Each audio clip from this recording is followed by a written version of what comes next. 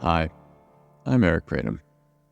Welcome to the Unfolding Thought Podcast, the show for leaders and deep thinkers who demand more than the usual fluff.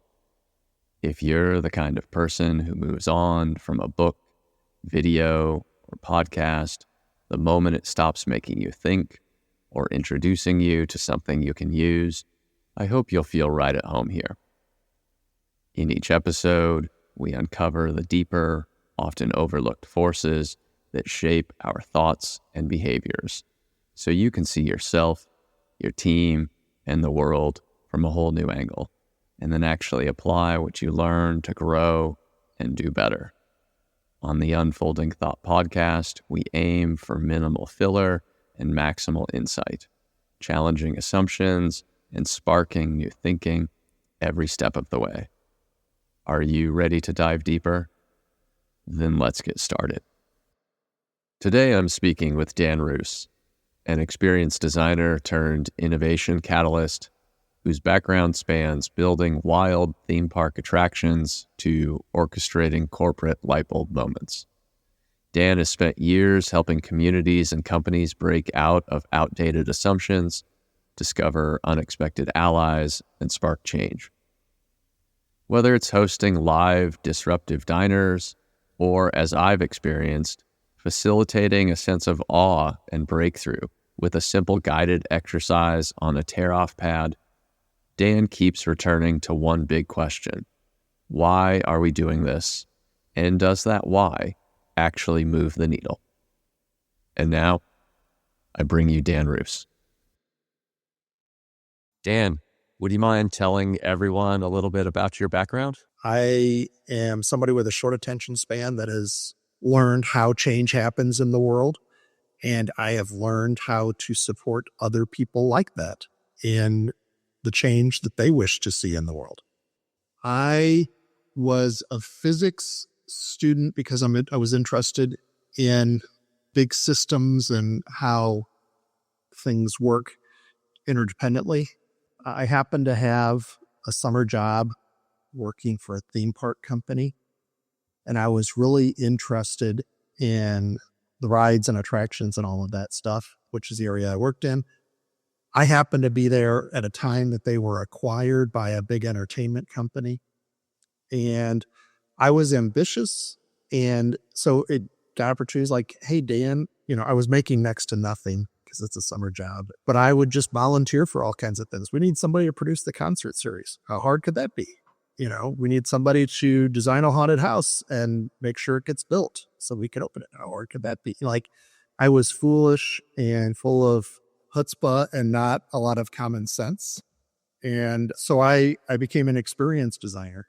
So physics to experience design. And then gradually I got tired of working 80-hour weeks and, living on ramen noodles and leftovers from concert catering. And I moved into the world of marketing and in a field called experiential marketing. So those things were able to come together. And I worked for some period of time in that. And I got really good at just asking, why do you want to do that? Why do you want to have a touring version of your factory? What does that accomplish for you, Mr. Chief Marketing Officer, or whatever?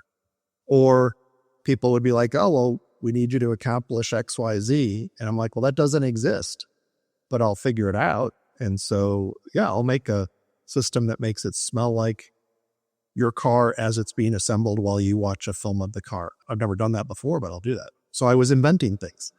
And gradually that moved me into inventing whole projects. And so I would become this innovator that was like, figure out how we can do something with all of these clients that does something around this major sporting event or whatever.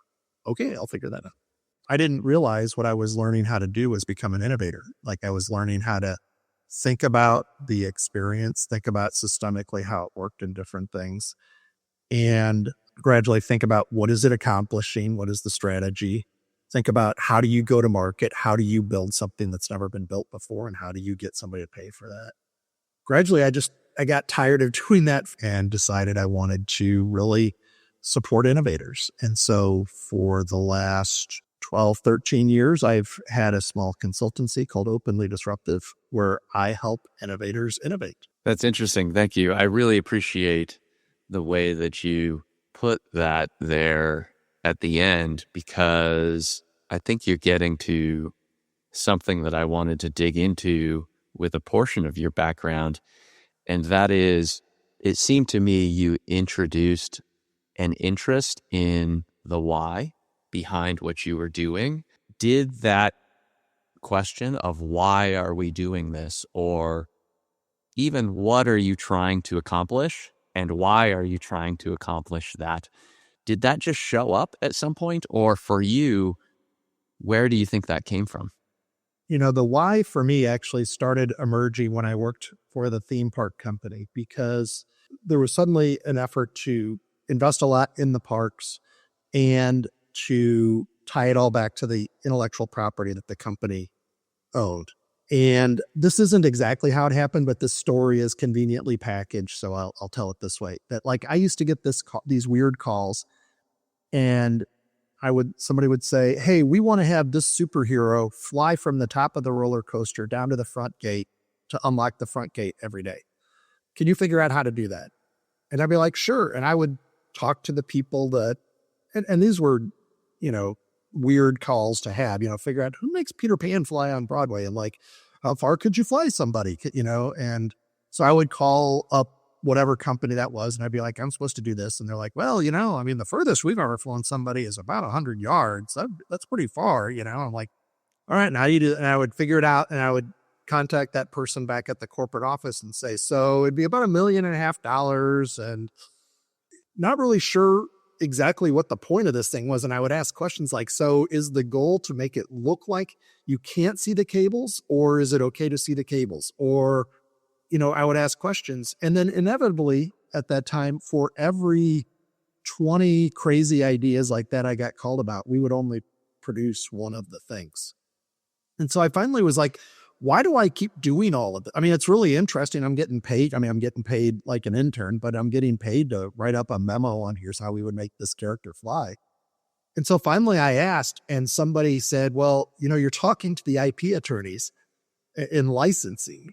And the deal is that the parent company holds the rights to that character, but they have to exercise the rights. They have to show whoever, usually the estate of whoever was created the thing, they have to show that they're trying to make money with it. So what they're trying to do is they just want a piece of paper to put in a file to say, I talked to Dan on Thursday, and here's what they would do. And as soon as we get funding, we'll do that. So like that satisfied the needs of, I don't know that this is an actual legal term, but what I called it was like they were exercising the IP, and they were just trying to, and I was like, oh, so we don't actually have to do this thing. We just have to plausibly have a clever conversation about it.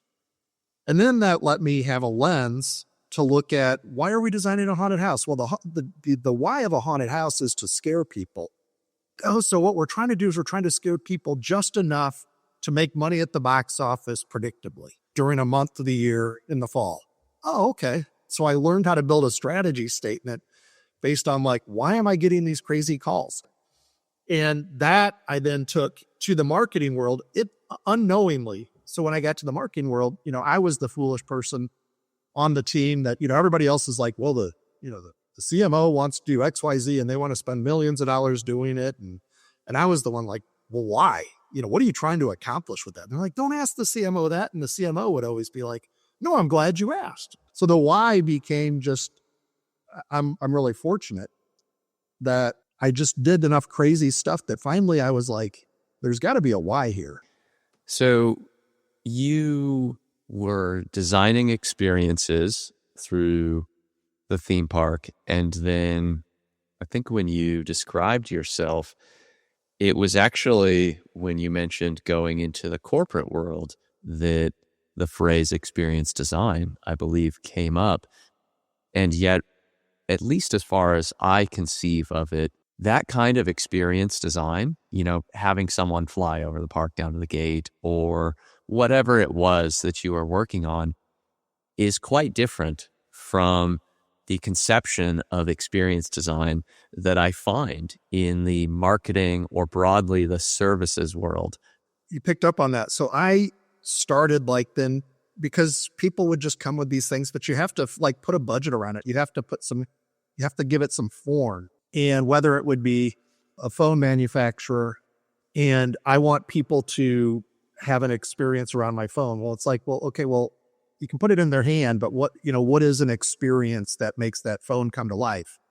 And most of the cases, it's the brand come to life. So it's like, okay, so I'm going to make sure that you have the phone, and I'm going to make sure that we use the materials that you see on the phone. So if it's got chrome edges or whatever, that appears in a lot of things, or if red is the dominant brand color, we're going to make sure that appears everywhere. But then we're also going to pick up on what are the things that you see in the brand. So what are the brand stories? What are the commercials? What are the YouTube videos? What are all of the videos that are part of the mythology of that brand? And so if it's like this, the phone gives you premier, like velvet rope access to celebrity influencer kinds of experiences, then we make sure that there's a velvet rope that, there's no need for a velvet rope to be there, but we make sure that the velvet rope gets dropped so you get to walk in.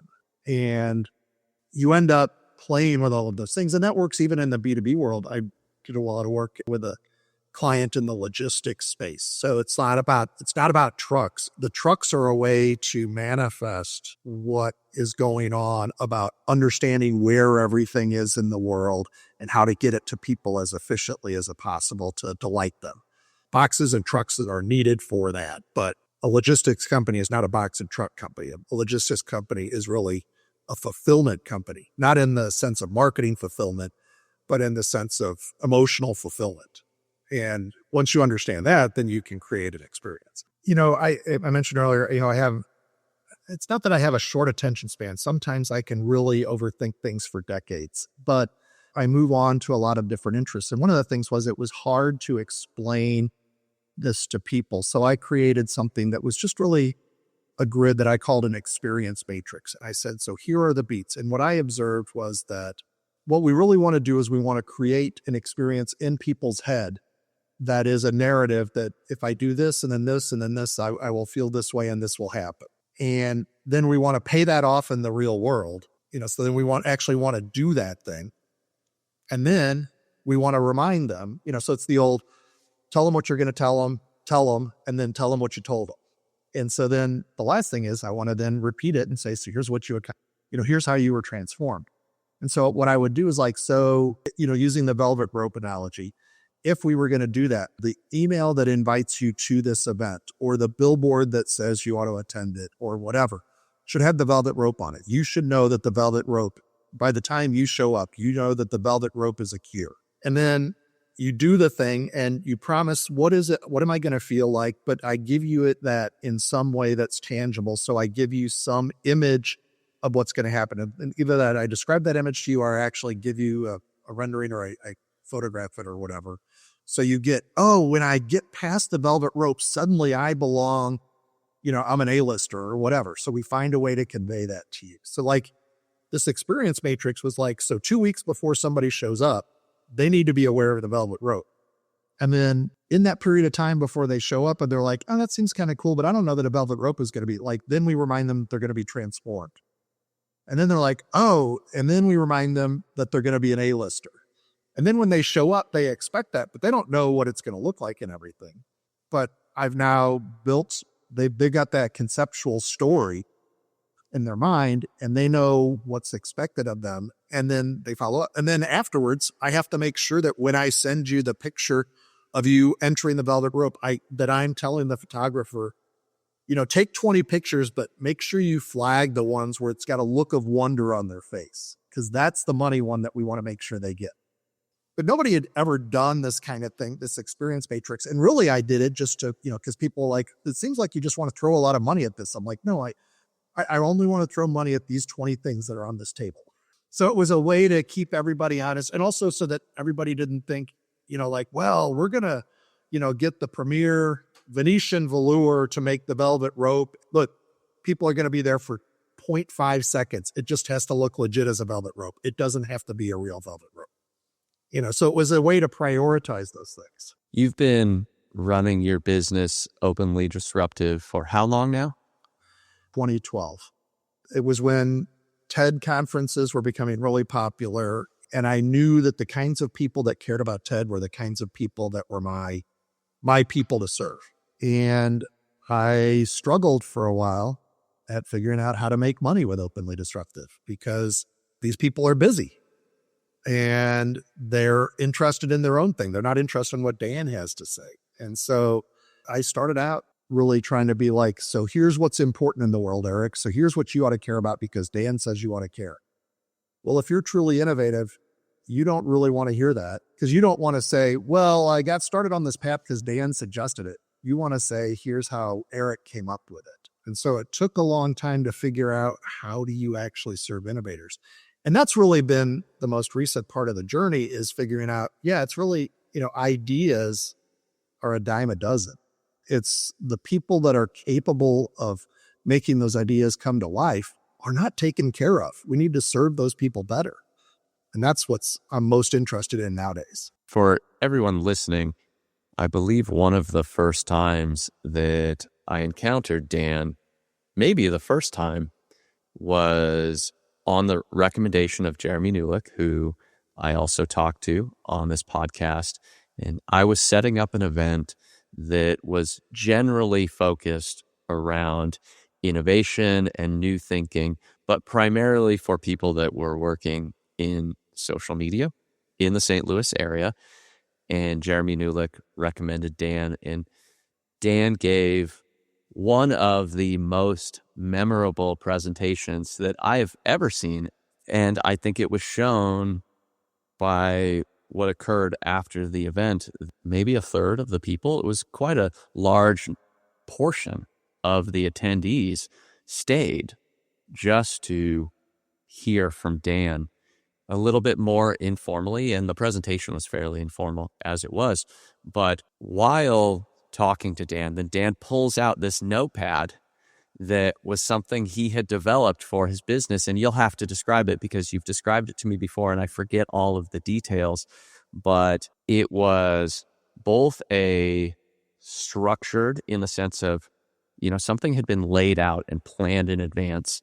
It was a structured tool, a pre-planned tool, and yet also something that I think helped to uncover or bring to the level of consciousness ideas, goals, and potential even for what those listeners were working on.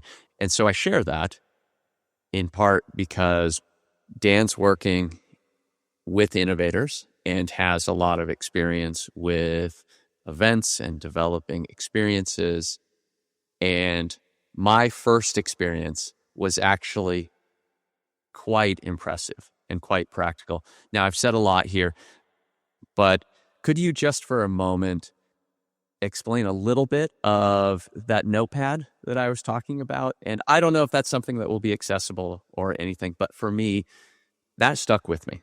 I really love that you picked up on that. So the notepad that Eric is referring to, it came very selfishly from, I talk to hundreds of people a year, founders and people that really want to change the world and stuff, innovators. And to be honest, some of them are crackpots and some of them are real wonderful people that are going to accomplish things. And even the crackpots are wonderful people. But I needed to figure out, like, was there a there there? And I started off, I would just talk to those people and I would have coffee and I'd have lunch with them and they would bring binders and all of this stuff about what they were working on. And this literally happened with me in one conversation when I was like, finally, I was like, so wait a minute, are you talking about a perpetual motion machine? And this guy looked at me like the red thread guy in the meme. He looked at me with that kind of face. He's like, yeah, but you can't call it that because they think you're crazy. So I call it a periodic motion machine. I was like, because remember, I make my living as a consultant. I'm like, this is never going to go anywhere. But because I had the empathy that I had for people that I had developed with, like, that experience matrix, where I'm like, I get that I have to give you something for you to know, to trust me, to let me in. And I need to understand you enough to know what you're doing. And so I came up with these pads, and what they are, I thought I was going to develop a tablet app that was going to do this really slick and everything. But my MVP was just to make these up. So in PowerPoint, I just made a little mind map and I printed them out and had them put on pads, like, tear off pads, like you see forms. And I was like, well, version 1, I'm just going to test it. And once I get this really refined, I'm going to use it over and over again. And it's just a way to get to articulating with somebody what they're doing, get from the vagueness that an innovator has to a vision of here's what it actually is. Here's how it's going to work. Here's how it can go to market. And it's meant to be the thing that you do before you do the business model canvas, before you hire, anybody or whatever. And it's just to get the innovator and the person that can help them on the same page. And what I discovered when I did that was when I tear it off of there, people be like, hey, can I have that? And I'm like, oh, well, let me put my contact information on it.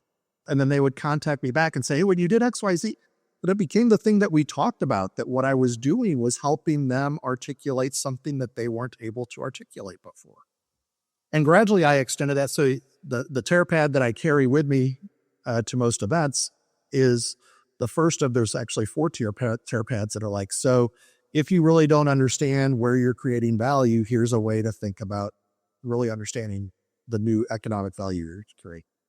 If you don't really understand how to have empathy for the people that you're trying to help transform, here's a way to do this. If you don't really understand, how do I go from a user to 100,000 users? Like, what does that look like? And when do I need to have a CTO and all of this other stuff? And then what I also learned was helping people understand when they, how much gas they have left in the tank and when they need to stop, just put it on pause, and, because it's going to drive them nuts. Because us innovators will pursue things long after it's in our best interest, because we want our idea to come to life. And so sometimes it's like, yeah, I believe in this, but the time is not right, so I'm putting it on pause while I do this. So it became a set of tools for helping people articulate that, but mostly they're useful for helping me understand, the person I'm talking to, how I might help them and where I can't help them, where they're working on something that is so far in the future that it's not responsible for me to help them until some things in the world change. You had a lot of experience with developing in-person experiences.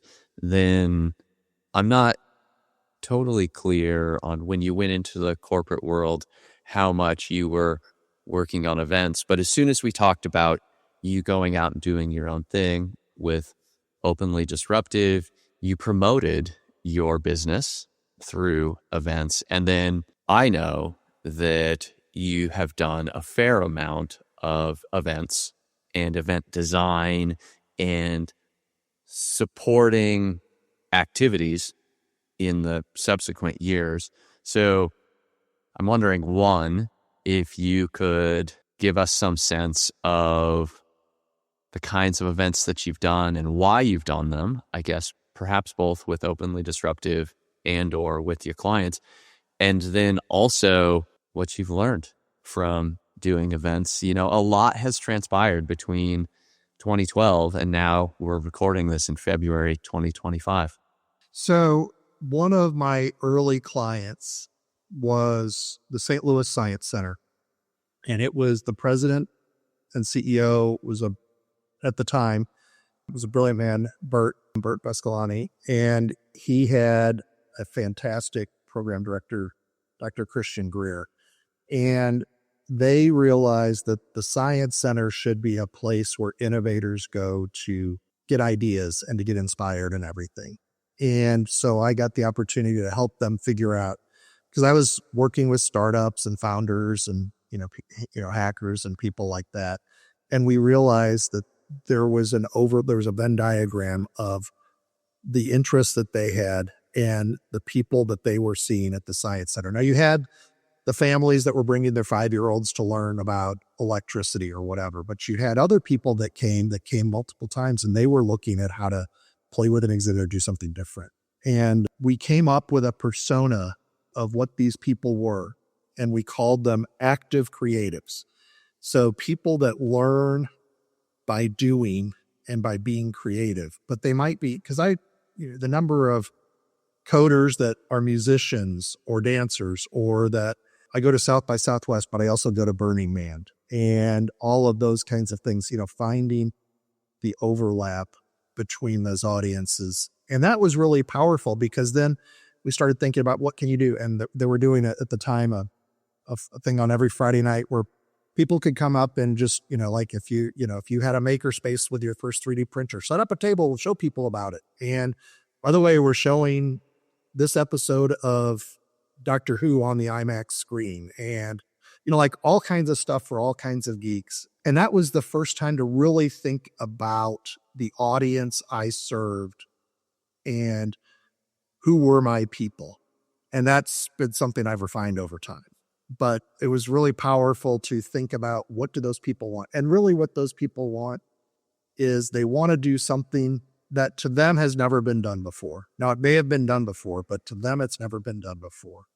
That allows them to express their uniqueness and allows them to tie that into the larger world, why this matters in the larger world.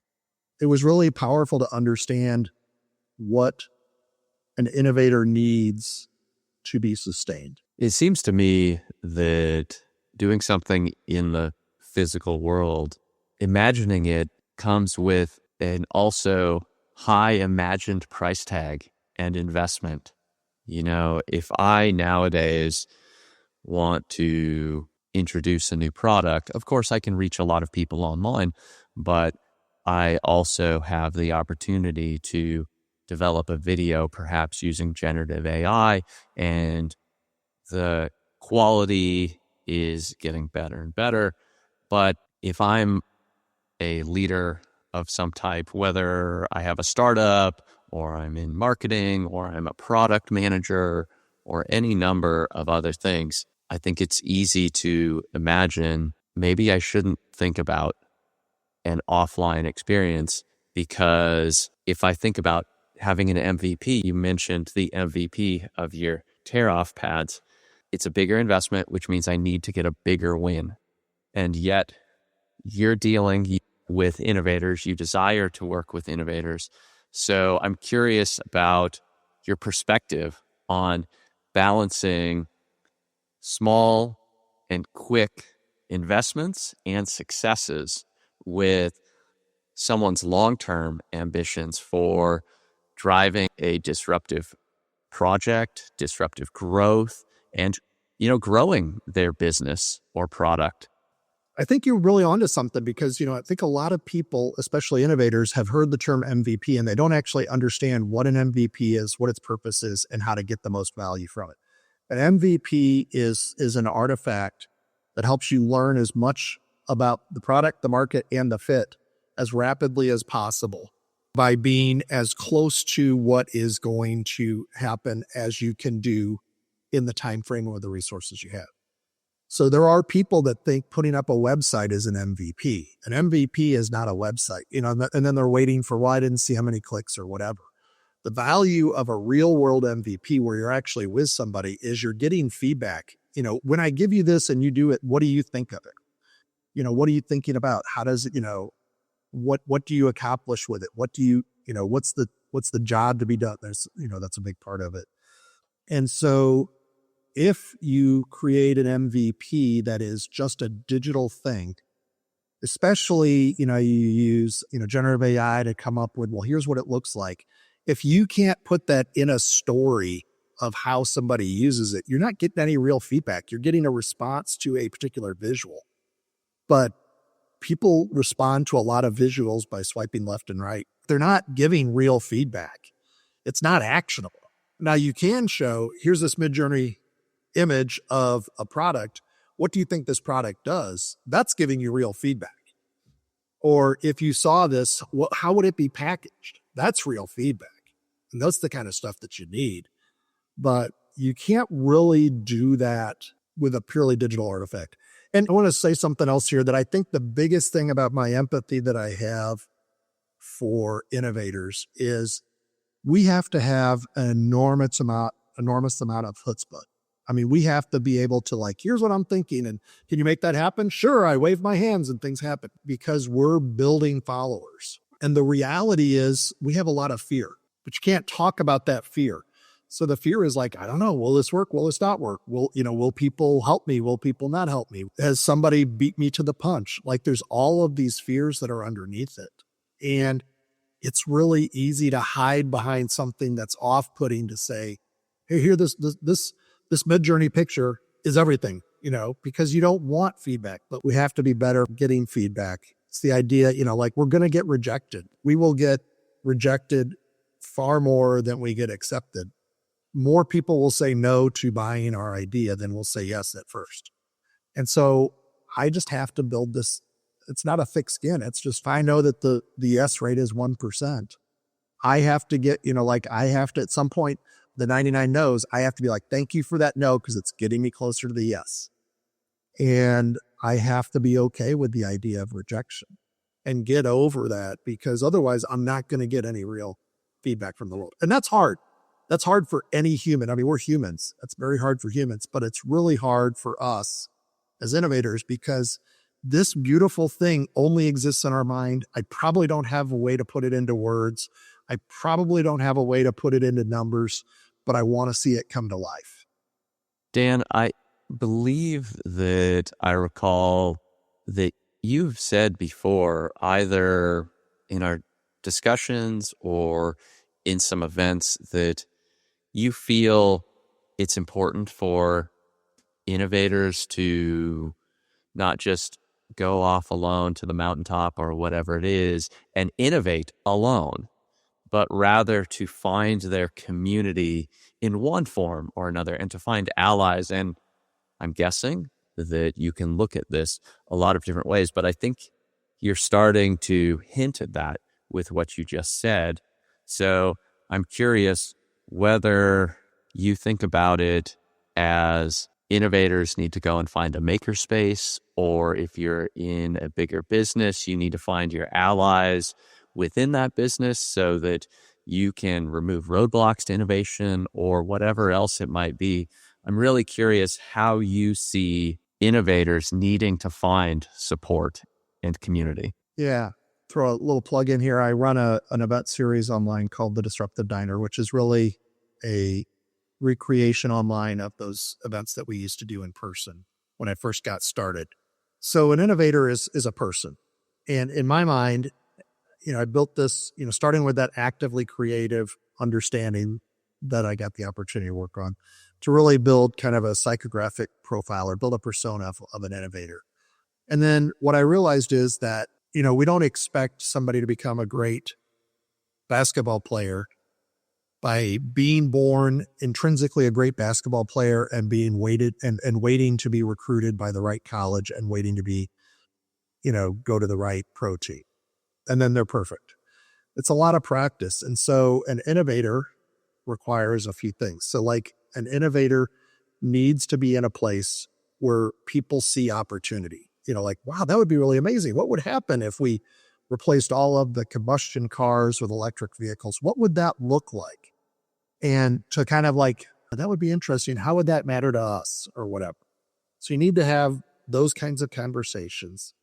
You need to have a way to do something. It's like the purpose of an MVP is to test something and get some kind of response to it. So you get some small wins. And even if the win is, it's a great idea, the world's not ready for it. Eric, go back to your day job. That's still a win, but you need some small wins. So you need to practice putting yourself out there, accomplishing something, selling it, and having something go well. You need to have this ability to be around people that this comes from improvisational theory, this yes and, where where you have to accept the status quo as it is and build on it. So if you're around a lot of cynics and stuff, that's okay, as long as you have permission to practice, like, that really sucks, but here's what I think we could do about that, and have people follow along. So if you get to practice that, that's really good. So, and then the last thing is you have to be able to really learn how to manage up, down, and across. So like, I have to be able to manage myself. I have to be able to manage anybody that reports to me. And managing is not just telling people what to do. It's that ability to get them to step to a higher level. So if I have people reporting to me, I'll be like, oh, it's really interesting what you did today, Eric. Is there a way that you could do that 10% better tomorrow? I'd be curious to see how you could do that. Like that ability to get more out of the people working for you. And then you have peers, and you have to be able to say, I know, what we do here in finance doesn't really matter to you in operations. And in fact, you think we're annoying because you think that we're the bean counters that keep you from succeeding. But what happened if we actually found a way to cooperate on a metric that was win-win or whatever? So like find a way to engage those peers at your level. So manage across. And then you have to find a way to manage up. And, managing up does not mean I tell the CEO what to do, but I learn how to say, hey, I really love working here and I'm seeing some great opportunity for us to someday see 10x growth. I'd love to talk to you about it sometime. But like learning, having those conversations are really important. But those are all skills that everybody thinks it's the idea. And if I have the idea, then everything will magically solve itself. It's what you do when you have the idea that's way more important. When you talk about managing up, it sounds to me like one of the tactics, if I can call it that you were able to use earlier in your career was asking why, perhaps in part because the people who wanted a specific experience maybe didn't care so much about what was going on behind the kitchen doors in the restaurant. Some people do, of course. They want to know that their dish is prepared in a very specific way so that there's some sort of art behind the thing, some level of quality, or it could be any number of other things.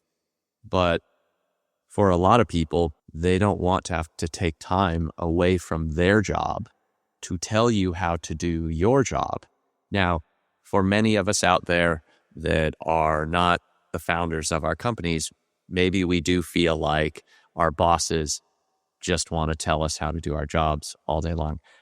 I, for one, do not generally believe that that is true, though. I think we allow ourselves to fall into a habit where it's just easier when you're managing people to say, well, fix it like this because it's faster. And it's also easier as the worker to ask someone else, often the manager, to solve your problem for you. Now, to roll that back just a little bit, I think you were using this question of why to get to, hey, behind the kitchen doors, I might need to, or I might be able to make this dish in 10 different ways. Is the why of the dish going to impact the choice that I make about how I make the dish? When this dish shows up at the table, is there some why behind it that will prescribe the plate or bowl or whatever it arrives in and how it's shown at the table? Because then, I have 10 different ways to make the dish or I have 10 different ways to put on this event or provide that velvet rope experience. And after we've had this why question, if CMO, you believe that I understood what you're ultimately going for, then maybe you can step away from the table. And if you believe I can do my job, that I'm a responsible person or that we're a responsible team here, you can trust we'll make whatever decisions need to be made because we've understood commander's intent. And you mentioned managing up, down, and across, and it sounds to me like one of the tactics or tools that you have used when managing up is getting aligned around why are we doing this? Yeah, I think you're making me think of something here. Love that you use the term commander's intent, because also when I have to be able to manage across and I have to manage down, I have to figure out a way to say the why that matters to all of those people. And that's part of the framework that we were talking about with that in the tear-off pads that I do, these vagueness division worksheets. But the why, I have to be neutral to the why. I can't judge what comes back from the why. So I'll give you an example. When I was producing concerts, and I said producing, I was really the production manager. I managed, getting the crew, getting all of the gear and making sure that there were ticket takers and all of that stuff. And because we were part of this big entertainment company that had all of these divisions, occasionally odd things would happen where I'm like, so I'm getting thousands of dollars worth of sound and lighting equipment, and I'm getting dozens of people to show up to do this, and I'm getting catering and everything, and I look and only 12 tickets have sold. Why are we doing this concert? I have a venue that seats 10,000 people, and what I found out was sometimes the why is because with this band that's a personal favorite of this particular agent in the music industry, if we want to get this artist that will fill those 10,000 seats, we're going to have to do something to make him trust us. So we're going to do a concert, and we're going to do the best effort we can to, for his 12 friends that are fans of this band. I live in St. Louis, they're the only one, the 12 people in St. Louis that care about that band, they're just going to have a great experience, because the why is we want to get this other act, and we're not going to get that act until we do this in good faith. Now, okay, so I can be cynical about that, but if I try to tell the crew and the ticket takers and everything else, just show up like it's every other day, it's going to be awesome, it's going to be great. When those 12 people walk through, everybody's going to be bummed out. So I have to figure out what's in it for them. And then I have to figure out the security manager is going to be so ticked at me because I'm having him staff this. I'm having, the venue gets staffed with more security officers than the 12 people that are showing up. And I have to figure out how to get him on board with it too. So I have to find a way to say, sometimes we have to kiss a few frogs in order to demonstrate that we're ready for the Pritz. And this is one of those days. So we're just going to do our best effort. It'll be an easy day. Expectations are extremely low, but we still have to work. We have to still show up.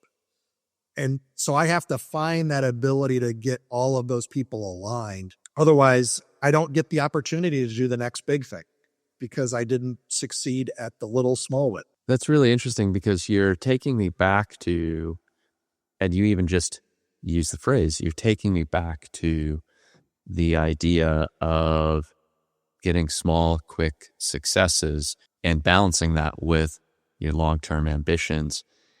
And I was really thinking about that, I think, from the perspective of maybe an individual innovator, and not so much from the perspective of alignment across a team or across multiple teams. But it occurs to me that if I'm a member of an organization, big or small, but let's just say it's big enough that some of us might sometimes have competing interests, 10-person organization, 20-person organization. At some point, you get big enough where the accountant feels like, I have a job to do, and maybe it's in conflict with the marketer's job or whoever else is in this organization. So once you get big enough that we might have some competing interests, there's work to be done still to help everyone involved understand that we have some greater goal. There's what's the idea? The idea is similar to, it seems to me, finite and infinite games. That we are putting on an event, as you described, a concert, and we need to understand, what are we ultimately going for? And it may not be that today's concert or next week's concert, the one that's coming up, has to be profitable. Maybe there's something about being profitable over the full year, or landing that big act. And so now what occurs to me is, as you're seeking to, as an innovator, when you're saying you have to manage up, down, and across, and you do have to look for small wins. You have to, as you said, I think, or at least it was implied, you have to hit that minimum bar for a real test of a minimum viable product. If you shoot too low, you're not testing the thing that you think you're testing, I suppose. So as you're doing all of these things, how does an innovator identify and engage their potential partners within their organization so that they're able to hold today's concert and have it overstaffed by security and still have that security leader, security team leader, or whatever the title is, still feel like it was a win. Yeah. So you have to, that's a lot of how you talk, and that's a lot of message discipline to be like, I like, you talked about finite versus infinite games, and, to really make sure that you frame it as, this is part of a long game. We're going to succeed today because we're part of this long game. And at the time, as an example, we were doing that because our facility was not a great facility, and we wanted to be able to do larger and larger acts so that we could make the investment in the facility that we thought we should be doing. So that was the big thing, like, we need to keep demonstrating that we're punching at, a higher weight class, or that we're functioning at a higher level. But, another thing is, I'm working with a group right now, and you have to bring stakeholders together, but stakeholders are competitors. So like sometimes, managing across isn't the people in your organization. It's your competitor. It's your peer at a competing firm, or at a firm that's just competing for share of mind in the same industry or whatever. They might be, well, we're the back end company and we're the front end company, but we both want to make sure that we are seen as the preeminent company in this space. And that's just a lot of like really believing that a rising tide lifts all boats, and that you're really looking for those things.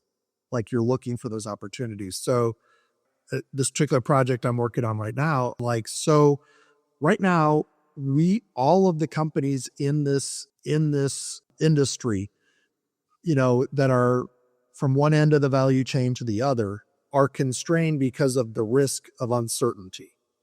So, and what happens is that means that all of the companies become more and more commodified. You take fewer risks so that you have less risk. Well, what you're really doing is you're becoming more and more plain and vanilla and less differentiated. And eventually somebody comes from the outside and can completely wipe out your industry. So in that case, the thing is like, hey, we keep chasing after an increasingly smaller amount of margin against each other. Why don't we look for how we add a lot more margin into this space? And in one place, it was a consumer category, was able to talk to product and service companies and say, so one of the things is, if you really look at what's going on with the FANG company, Facebook, Amazon, Google, all of that stuff. If you really look at it, the cost of promoting our products universally has been going up. And because we add all of this marketing technology by the FANG firms, and we actually know less about our customers because we're further away from the customers and we have less direct relationships with them. I think we need to take our industry back from the tech companies. So you can either say, here's a big upside that we all share, or, observe that somebody is preying on you, that's how the tech thing happens in a lot of industries, where all of that tech debt that's really paying off the LPs and everything, and all those venture funds, making them whole, is, to call that out and to say, hey, why don't we keep our own value? Why do we want to give away our value to somebody else? It's interesting. So do you get in many situations with clients or prospects, I suppose, where you have so far had many opportunities to pull together a coalition of businesses in that space, whether we're talking about businesses that serve a local area and provide similar or competing services, or we're talking about, manufacturers of some product that gets sold online. It can be purchased anywhere. But in your career so far, have you had many of those opportunities where you can pull people together? And I think I hear what you're saying, at least sort of say to them, we don't have to fight over the size of the slice of the pie that we're each getting if we can together fight for making the whole pie bigger. And it sounds to me like at least one time, if not maybe more times, you've had the chance to do that with one or more clients. Is that right? Yeah. And you have to look at the whole value chain, and, so let's pick the food industry. So if you concentrate on making the food retailer successful at the expense of the manufacturers and the farmers and all of the intermediaries, because like if I'm buying beef, if I'm buying a Big Mac at McDonald's is not buying that beef directly from a farmer. They're buying it from JBS, who bought it from so-and-so, who bought it from like there's all of these other players in there. So if you're not finding a way to add new value for all of them, then it's not going to work. I was really fortunate. I got to meet a guy early on in my career that helped me understand this. His name's Dave Ryan, and he was at Intel when I'm old enough to remember a time when you upgraded your PC every year or two because the 386 and now the 486 and now all of that stuff. And they were growing rapidly, and they were seeing it wasn't hockey stick growth, but it was great growth on microprocessors. And I don't know what they sold them for, but you say that they sold them for $100 and they were making great margin at it. And then one year they noticed that line that was going up flattened out a little bit. And they're like, what happened? And they did some research and found out that a lot of people I was going to upgrade, but I couldn't figure out if I needed a parallel port for my computer to plug into my printer or a SCSI port or whatever it was. And they're like, so I'm just going to wait a year and see which connector takes off because I don't want to buy a new printer and a bunch of new cables and everything. And Intel was smart enough to look internally and say, what are we doing to contribute to this problem? It's like, well, the processor people we're not the problem. But there was somebody that down the hall that did an input-output chip that they sold for 50 cents. It's and they're like, man, we are doing great. We got 10% growth on this. And we are going to sell 5,000 chips this year. It's like, whoa, pal. And that they realized is they were, in order to make that little chip successful, they were sacrificing the big growth thing. And then they realized that the entire industry was doing the same thing. So probably the people that sold the printers were like, yeah, printer sales flattened out and scanner sales flattened out and everything. And so they got those people together to say, hey, the lack of a common connector is actually affecting our bottom line, and we think it's probably affecting yours as well. We're willing to actually share that in an open source way and solve the problem of connectivity so we can all get back to growth. Would everybody else be willing to join a consortium that would publish an open source, nonprofit standard? And that's how the USB standard got developed, was everybody was like, let's get back to growth. And so Intel said, well, we have the most to gain from this, so we'll agree to give our chip technology and we'll agree to host this if everybody else agrees to pay into it as they can so that we can maintain a standard. So that's how the computer industry rescued itself from itself. And that was my moment that every industry has the same thing that I know we're competitors, but at some point, if I win at your expense, in a way that I actually am giving it, that I'm gradually eroding the real value I'm creating, I'm in a no-win situation.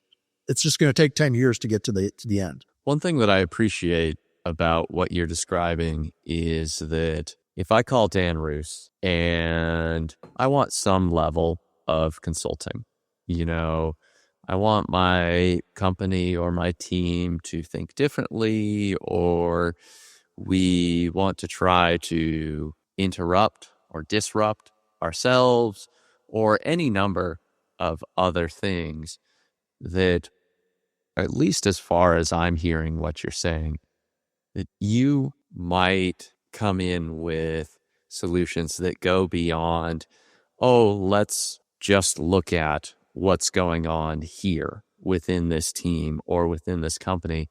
And by no means am I assuming that all of your clients or your prospects are going to bite on, let's go out and talk to our competitors or the whole ecosystem.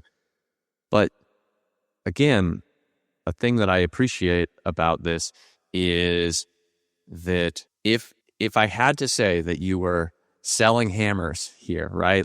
To a man with a hammer, everything looks like a nail. Your hammer, and I think it's a whole tool belt, but even if I had to describe it as that, as a hammer, it takes a very wide perspective.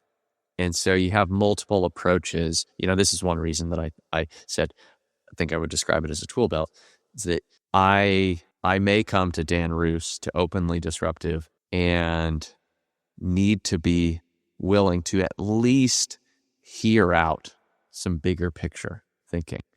And one thing I want to ask about that is that it certainly seems to me that even if you put politics aside, or the economy, or cultural change, societal change, all of that, like a place where working with disparate groups is quite obvious and where there's a lot of opportunity. I don't know how much money is in it, but a place that seems very obvious to me is in communities. Whether you're talking about a community with a university, with a chamber of commerce, with a center for some city's future, or anything else like that. And I don't know if you have experience in this space, but whether there's money there or not, it seems to me like someone who is with a chamber of commerce, or they're a city alderman, alderwoman, I don't know what the term is nowadays, alderperson, that you've done events, lots of cities and communities do events, and also that's a space where people can come together with some greater understanding of not just how we can all benefit if we grow the economy, or grow tourism, or change our perception over the next 1 to 5 years, but how my community can be different in 25 or 100 years because we all work together. Does that seem like a fair extrapolation of what you're saying? Yeah. And, part of it is like, if you think about the work that I do is not like, I'm not helping somebody build the next factory. I'm not, we're not pouring concrete and, assembly machines and whatever. What I'm doing is I'm giving you an excuse to explore what that would be like, and with the people that you would do it with. So, yeah, so a community can look at this and say, I was just recently at a mobility conference up in Michigan where we were talking about state mobility. So if you're in Michigan, you care about like all of these gas engines are gradually being replaced by electric motors. And there are thousands of people that, make fuel injectors and things that, like, those jobs aren't needed anymore. There are going to be other things that are needed. How do you help them pivot? And what I thought was really fascinating was they're looking at like, so while we do that, people go snowmobiling, people go, water skiing, or they go, they use their boats. All of this outdoor recreation also needs to be electrified. How about if we figure out how we're going to serve outdoor recreation? And so they've been thinking about the ecosystem is also the people that are adopting these products. Like, I think that's one of the things that this big discussion that's going on about generative AI right now is missing. You've got all these bros who are like, this is going to replace thousands of people. I'm like, so do you hear yourself talking? Like, why would somebody support that? Like, yes, I want to have this thing that's going to take my job. And, and they're saying that because they want to be able to, they want their investors, their venture investors, to know how they're creating billions of dollars worth of value, instead of saying, we're going to create billions of reasons why people can have more satisfying jobs. Imagine if when somebody came out with the circular saw and they started marketing that by saying, we're going to get rid of half the carpenters in the world because we won't need hand sawing anymore. You would never get that adopted. But instead, if you came out and said, hey, this circular saw makes it so that every carpenter doesn't get that, tennis elbow from sawing back and forth every day, and they can accomplish a lot more in a day. That's a completely different way to describe it. And I think we just missed that. The specific example of the circular saw reminds me, I forget where this story came from, but when ChatGPT kind of exploded onto the scene, which was that about 1.5 years ago now at the time of this recording, there was someone that I encountered that was telling the story that when the air nailer, the nail gun in colloquial terms, when that came about, that supposedly the roofing industry, whatever the industry organization was, there's probably like an American Roofers Association or something of that nature. When the air nailer came about, supposedly, as the story is told, the pushback against it from, roofers associations was basically, you don't want a business that's going to redo your roof that is using air nailers, because the quality is not going to be as good and you're going to be replacing your roof sooner and who knows what else. At the same time, there were some number of people who decided, I'm going to use this air nailer, these nail guns. And within a few years, what ended up happening was actually, for homeowners, you're able to get a roof that is done faster and much more cheaply. And I think the data also says that roofs are lasting longer because they're more consistently, the shingles and all that are more consistently applied. I cannot recall for sure, but let's just say that the quality is at least equivalent. Well, if somebody's going around hand nailing shingles down to your roof, and that takes 3 or 4 times as long, well, even just in terms of labor, you have 3 or 4 times the cost. And so the people who said, I'm going to deal with whatever hassle it takes to use this new thing, air compressors and the tubes running up onto the roof and then to the nail gun and I don't know what else.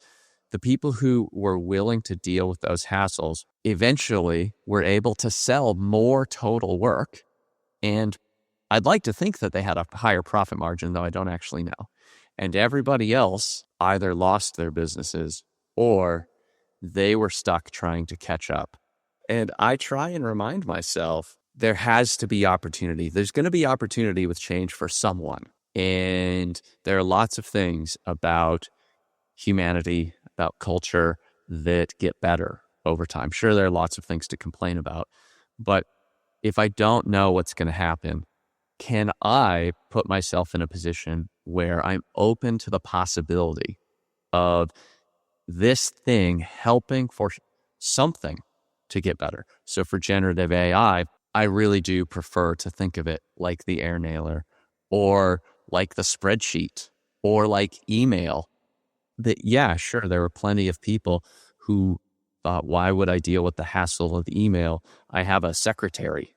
But as Andy Grove of Intel said, when email came about, in his experience, a lot of managers went from being able to manage only 5 people effectively to, I think his number was 25 to 35. And he said in large part, it was because you didn't have to ship files from one office to another, across the country potentially, so that then you could have your weekly or monthly one-on-one call with your manager. No, you could just email them, and within a short time, a file could be to your manager or to your direct report, and you could even say in the email, let's talk at 4 p.m. today. You didn't have to wait for some intermediary to schedule the meeting. You didn't have to wait for people to show up in person. None of that. And the people who are willing to deal with the hiccups and the unknowns were able to be more effective. And did we see that a lot of secretarial positions got eliminated and that created problems? I think we probably did. But we also had a whole new set of jobs that were opened up. And we also had the opportunity for people who were doing jobs that were maybe somewhat menial to be able to use their brains more than just mailing files and just scheduling meetings. And I think with generative AI and with my question about businesses working together that might be competitors, what's the opportunity that we could see for a city, a university, a chamber of commerce, for people that are all in one location to think, what's the potential opportunity for all of us?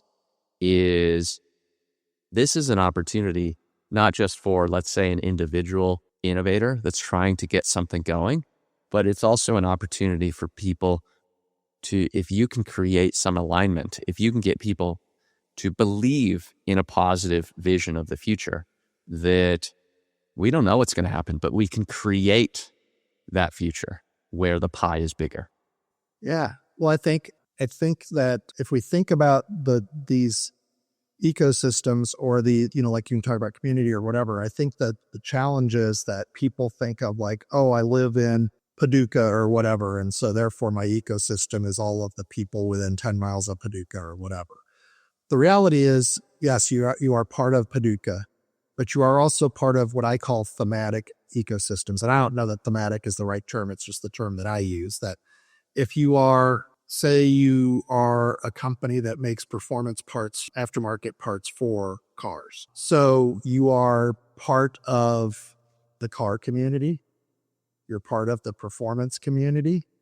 You're part of, if you're making parts that are for gas engines versus electric powered vehicles, you're part of those communities. You might be part of the community of people that show cars and auction cars and things like that.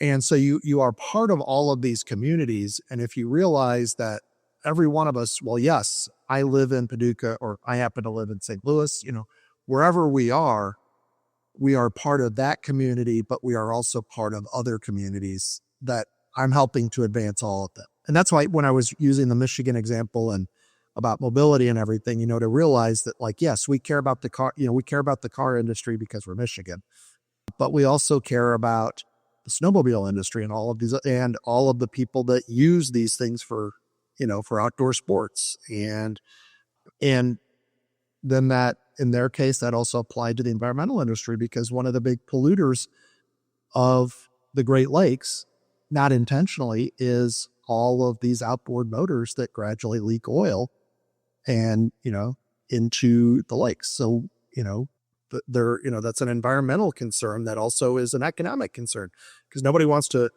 nobody wants to rent that Airbnb on that pristine lake if it's no longer a pristine lake. So I think thinking about thinking much bigger about who your allies are and giving them a win is really important for innovators. Dan, earlier you mentioned the Disruptive Diner and how you have a virtual version of in-person events that you used to run. And I attended one of your recent events that was focused around innovation in the healthcare space. Oh, that's right. Yeah, you did agency and care. Yeah, that's right. Thanks for attending. I was really impressed. So I think I would encourage anyone that is listening to follow you or your business and look into this, because if you're doing virtual events, then whether we're talking about attending in real time or following and getting the information afterwards, or we had breakout rooms, so I'm guessing that there was no single recording, that you have the opportunity to get exposed to multiple different thinkers in the space. You had in that one event, was it 2 presentations? Yeah, we did 2 presentations, and then we had 2 people helping lead discussion on what were the signals that we were noticing in those. So thanks for mentioning that. So like, just shameless plug. So if you go to on LinkedIn, you find Openly Disruptive, or if you find me, I'm Dan Roos, it's Reus. You can find Openly Disruptive on the Openly Disruptive page. You'll see there's a recap of that event. You'll also see the upcoming events that we're doing, depending on when you listen to this.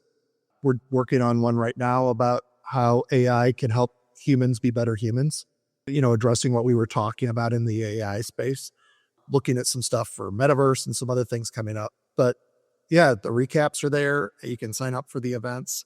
They're really meant for innovation leaders or the C-suite executives that are their sponsors, and the founders that are building the things to take care of these spaces. But it's really important to have the dialogue and to learn how to talk about this, that we need to normalize creating new things. And that's not, despite what Elon or somebody, like Tim Cook at Apple, Steve Jobs led an organization that innovated. It wasn't Steve Jobs coming up with all that stuff. Elon, there's probably 10,000 innovations that go into every Tesla or every SpaceX launch.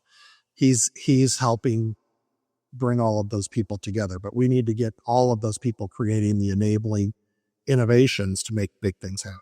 And we should probably prepare potential attendees to a Disruptive Diner event that you will be expected to participate. So this is different from a lot of online events. Yeah, I don't like sit and get. I think it's really important for people to comment and connect and everything. The other thing is we keep it intimate, and it's really important to, so I know some of the people. So sometimes people don't actually know how to talk about what they bring to the conversation. They're curious. So I call people out. I was like, Don, this is your space. Tell me about what you think about what Jim just said. And I also make sure that the two presenters, they do the lightning talk format that I do. You have 20 slides. Your slides are on screen for 20 seconds each, and they automatically advance. So it makes everybody get to the point, be very visual, and really be about, have a level of energy and more about how can we collaborate around this? So it's a very collaborative thing. Well, I would definitely recommend that people check them out. And then in addition to this, I suppose, we've talked a lot about innovation, and I'm sure that there are many different ways that your clients approach you and the why of their challenges, their projects. But could you either recap or throw out there some reasons why, or some use cases, situations people might be in that they might want to call you? I mean, it all boils down to, like, the future is going to happen, be part of it. And if you want to be part of the future and you don't know how to, that's a good excuse to engage me. The other thing is, I would encourage you to find somebody that doesn't just have ideas, but has seen a lot of this. So I worked with an organization that worked in the sporting goods category, and their particular sport is not seeing a growth in players. There's growth in other sports. And they had people that were really interested in pursuing those sports, cricket, lacrosse, all of those growing sports. American baseball is in decline. American football is played by fewer and fewer people. And they didn't know how to present how to enter a new sport to senior executives, because senior executives are like, well, when is it going to be bigger than baseball? Well, the day it's bigger than baseball is not the day that we're going to shift to it. So, being able to say, sometimes this is a result of how do you get this on the right spreadsheet for the right strategy meeting? How do you communicate this to the HR person or the person in charge of finance or whatever? So it all boils down to, do you need help figuring out who are your friends for the next, who your friends are for right now? Do you need help figuring out who are the right friends for you for the next 20 or 30 years? And do you need help figuring out what you and your friends can work on to do that? Those are the kinds of problems I help people with. And you already mentioned looking you up and looking up Openly Disruptive and the Disruptive Diner on LinkedIn. Your website is openlydisruptive.com. Openlydisruptive.com. And I'm just Dan at openlydisruptive.com. So feel free to reach out to me. The future is uncertain. You need to have some confidence in the future, and I help people get more confidence. And sometimes that's great conversations over a meal, and sometimes that's just give me a document that answers this question. Well, thank you, Dan. I appreciate that. And I appreciate you being here and recording with me. As I said, I will have links to everything that we mentioned in the show notes. And I also said, and I hope that it came across to anyone listening, that I've been really impressed by your work. So I hope that everyone will check you out. And once again, Dan, thank you very much for recording with me. I really appreciate it. Hey, one last thing. If you email me and you say, I want to see those worksheets that, those Teraf pads that you referred to, let me know. I'll send them to you as a PDF. They got the instructions on them on how to do it. And I walk people through it all the time. It's a great way for me to meet really interesting people and have a memorable conversation that will pay dividends in the future. So that's perfect. That's a great place to leave it. Well, thank you again, Dan. I appreciate it. Hey, thank you for listening. I hope you got a lot out of today's conversation. If you enjoyed the episode, please take a moment to rate, review, and subscribe. And please share it with someone you know who'd appreciate this kind of information. If you want to bring this kind of thinking to your own business, please check out mine at inboundandagile.com. We specialize in helping leaders with challenges around marketing, communications, and leadership, so they can inspire real action in their people and audiences. Thanks again for listening, and I hope you'll come back for future episodes.